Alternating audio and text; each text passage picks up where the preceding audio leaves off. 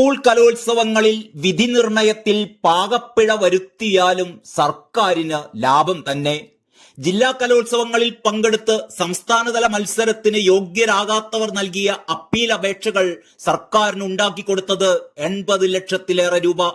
എല്ലാ ജില്ലകളിലുമായി 2000-ഓളം അപ്പീൽ അപേക്ഷകൾ വന്നു എന്നാണ് അനൌദ്യോഗിക കണക്ക്.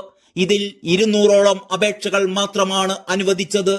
ജില്ലാതലത്തിൽ കൊടുക്കുന്ന അപ്പീൽ അപേക്ഷയ്ക്കൊപ്പം നൽകിയ 5000 രൂപയിൽ നിന്നാണ് വിദ്യാഭ്യാസ വകുപ്പിന്റെ അക്കൗണ്ടിലേക്ക് ഇത്രയും വലിയ തുക എത്തിയത്. കെട്ടിവച്ച പണം അപ്പീൽ അനുവദിച്ചാൽ മാത്രം തിരികെ നൽകുന്നതാണ് കലോത്സവ ചട്ടം.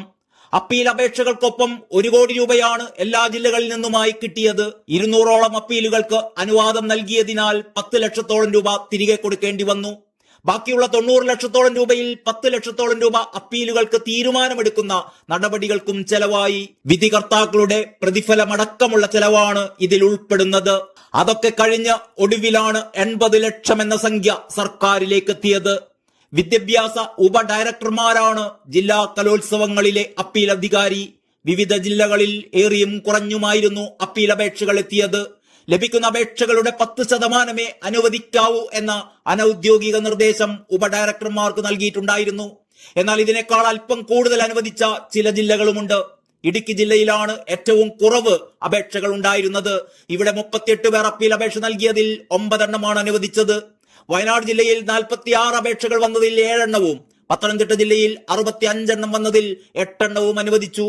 കൊല്ലം ജില്ലയിൽ 130 എണ്ണത്തിൽ 13ഉം പാലക്കാട് ജില്ലയിൽ 139ൽ 19 എണ്ണവുമാണ് അനുവദിച്ചത്.